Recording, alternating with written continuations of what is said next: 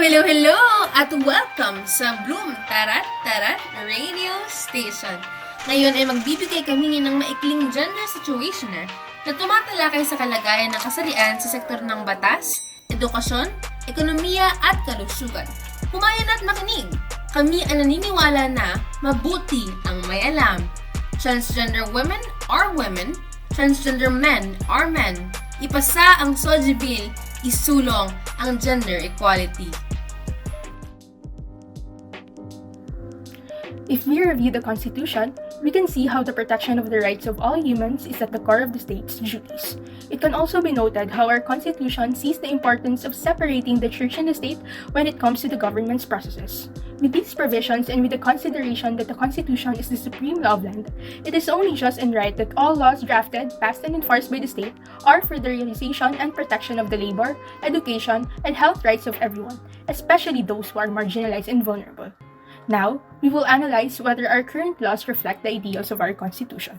When it comes to the labor sector, we have the Labor Code of 1974 along with the Magna Carta of Women 2009 to protect cis women from being discriminated in jobs. Transgender women, however, are not included in the code's protection. Moving on to the education sector, with the existence of the Anti-Bullying Act of 2013, gender-based bullying is prohibited. This law only punishes bullying by a student. To fill this legal gap, the Child Protection Policy of 2012 was created to protect students, especially transgender learners, from the bullying of school authorities and personnel. With respect to education, the Magna Carta Law of Women prohibits schools from denying the admission of women on the basis of them being pregnant or having a child out of marriage. Moving to the health sector, it is alarming how there is no national law or regulation that addresses the health needs of transgender men and women. In the whole Philippines, only 17 local anti-discrimination ordinances are available, with Quezon City as the only city with its own implementing rules and regulations, and is therefore the only one that is capable of actually putting the ordinance into practice. Focusing on the RH Law of 2012, this national law ensures that the reproductive health needs of the people are fulfilled.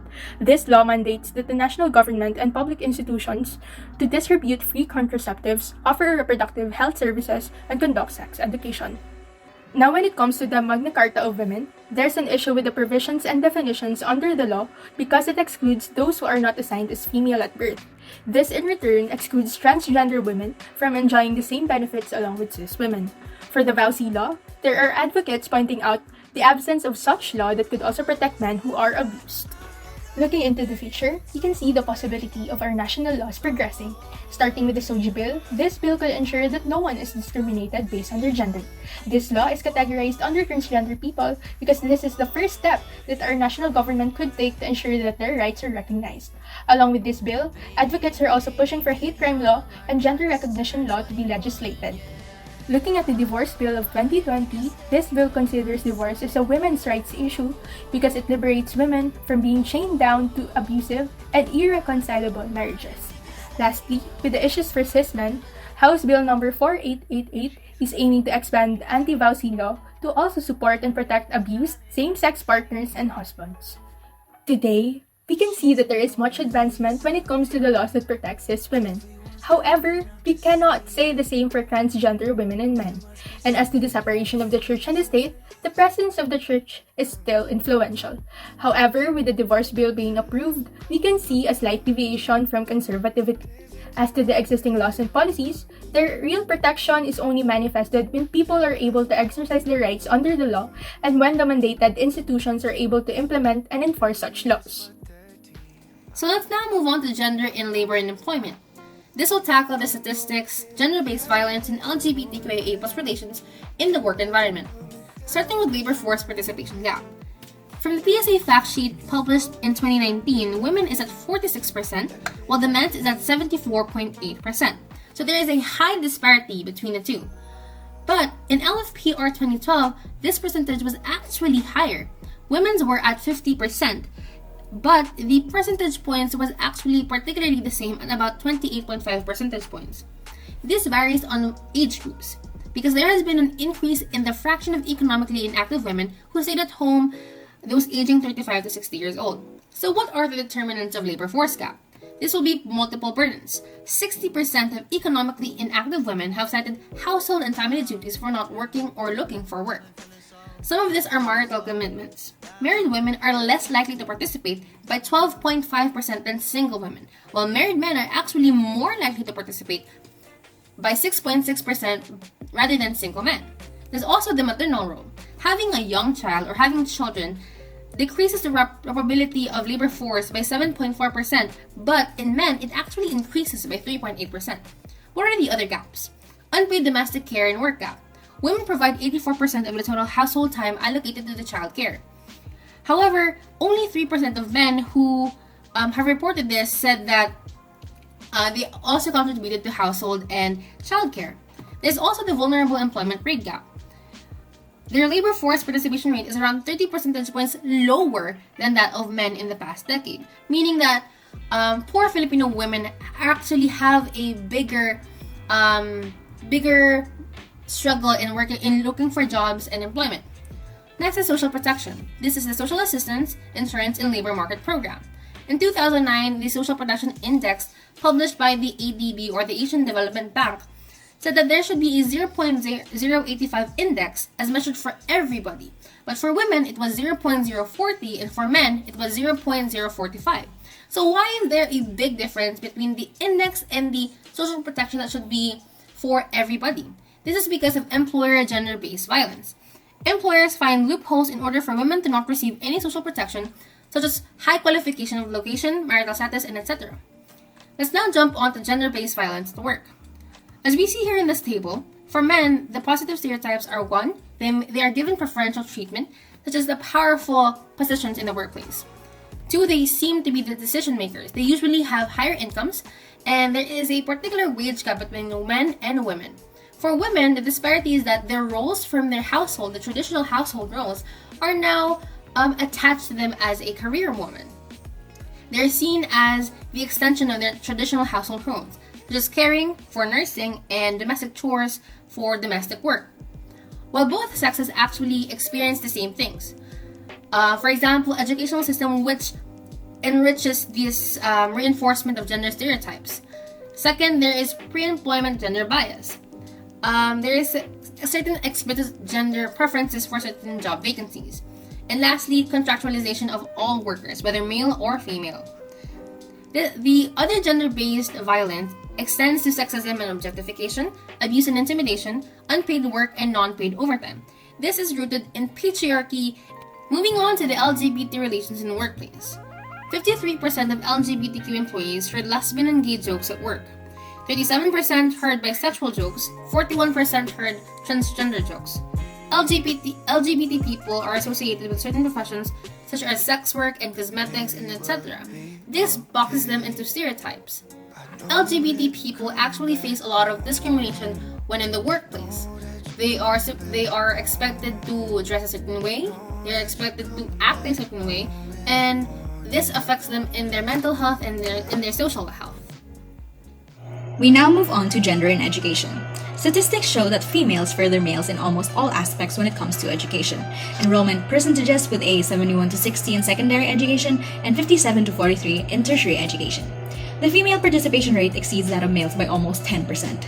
National achievement tests appear to be uniformly higher for girls than for boys, and the functional literacy rate among 10 to 15-year-old children is lower for boys than for girls.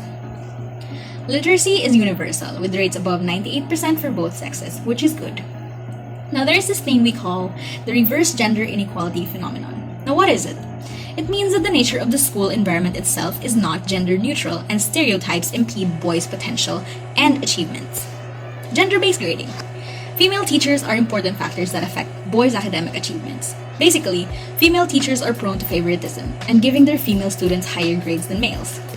Families, on the other hand, poor families to be exact, tend to withdraw boys from school because they seem to be unresponsive to learning and because they think that boys have more diverse work opportunities than girls. In a way, parents feel the need to prioritize their daughters because it is known that they have lesser opportunities for work. Another thing is that daughters often play an important role in supporting parents later in life. Thus, investing in a daughter's education could ensure a source of income for parents themselves. We now move on to problems faced by LGBT students in schools. Discrimination from academic staff and from peers, which is pretty self-explanatory. Bullying. In interviews with the Human Rights Watch, students described physical bullying that took various forms, including punching, hitting, and shoving. Most of the students who described physical bullying to Human Rights Watch were gay and bisexual boys or transgender girls. Sexual assault and harassment. Sexual harassment. Gender non-conforming male students are being highly sexualized and sexually harassed. Students grab the hand or arm lock the child or force them into a doggy-style position and say, "This is what you want, right? This is what you want." In interviews with the Human Rights Watch, LGBT students describe similar patterns of harassment and sexual assault in schools. Verbal harassment. This includes chants of bakla, bayot, tomboy, or tibo, using local terms for gay, lesbian, or transgender students in a mocking fashion. Mental health issues such as the fear of coming out, negative experiences in their daily lives, and low self-esteem and poor self-acceptance, and many more. Did you know that only 15% of Filipinos reside in areas protected by ordinances against discrimination on the basis of sexual orientation and gender identity? This is because of the lack of support from our government and the lack of acceptance from the public. The lack of education is said to increase child labor, especially in girls, because they will be having a more difficult time in coming back to school after the crisis. Many children would end up dropping out of school to look for a job to help their families survive. Gender and health. The Philippines has closed its health and survival gaps, or so they say. Women can expect to live longer than men. More than half of married women use a family planning method. Only 35.8% of adolescents have access to any family planning method. Nearly all women receive antenatal care. Nearly all women in the Philippines have heard of HIV or AIDS, but less than half know where to get an HIV test, and only 4% of women ever get tested. Teenage pregnancy. Teenage pregnancy affects 5.99% of Filipino girls, which is the second highest rate in Southeast Asia. An estimate of 538 babies are born every single day to a teenage mother. Causes: early sexual debut, lack of access to information and education, lack of access to family planning services, cultural practices, lack of adolescent sexuality and reproductive health policies and its full implementation. Abortion. Abortion in the Philippines is still highly stigmatized and criminalized, and many of those who seek abortion have to undergo unsafe procedures. 610,000 induced abortions in 2012 alone. 100,000 of those abortions resulted in hospitalizations. 1,000 women died due to complications from unsafe abortion. Majority of these abortions are from poor people, Roman Catholic, married with at least 3 children, or they have a high school education and identify the reasons why they need to induce an abortion. Then, poor women comprise 2/3 of those who induce abortion using riskier abortion methods. As you can see, the total amount paid fluctuates. You really need to ask why, but it's still a mystery to us. HIV in the Philippines. What do you need to know? It is the fastest growing HIV epidemic in the Western Pacific. In 2016, 83% of the cases were from males who have sex with males and transgender women who have sex with males. In 2015, only 35% of them knew the correct knowledge on HIV transmission and prevention. PrEP is highly effective in preventing HIV transmission, but its availability in the Philippines is only limited to Manila. Violence against women. 1 in 4 women have experienced physical, emotional, or sexual violence by their husbands or their partners. Women aged 20 to 24 years who have only attained elementary education and are residing in rural areas are most likely to be affected. Effects. It strikes the personhood of women. It limits human development. It further drains the country's financial resources, and it is an issue of governance. Sexual harassment and exploitation. A 2020 report from the International Justice Mission said that the Philippines has the largest source of online sexual abuse cases.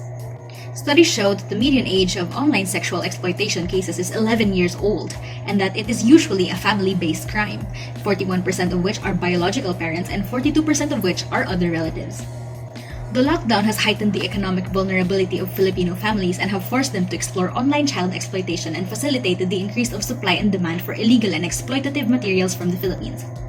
John Tanagho, a panel participant in the International Justice Mission, called the crimes an example of modern-day slavery, and those engaged in exploiting children are often family members who are locked down with their children at home. He said that these family members will exploit children for money from customers seeking images or live-stream sex acts. According to the SDG 5, or the Gender Equality by the UN, there are actually more girls in school now compared to 15 years ago, and we have reached gender parity in primary education. However, there's also sexual violence and exploitation. There's also unequal division of unpaid care and domestic work, and discrimination in public office all remain huge barriers. So what this states is that even though we have progress, and even though we have made huge steps into progress, there is still a long way to go. We have to enforce the equality of women and the visibility of various professions that women can do and women will do. So it's time for us to take up the space that we earn and take up the space that we deserve. And that's it for today's radio segment. Kami ang Bloom Tarat Tarat Radio Station nagsasabing isulong ang laban para sa pantay-pantay na karapatan.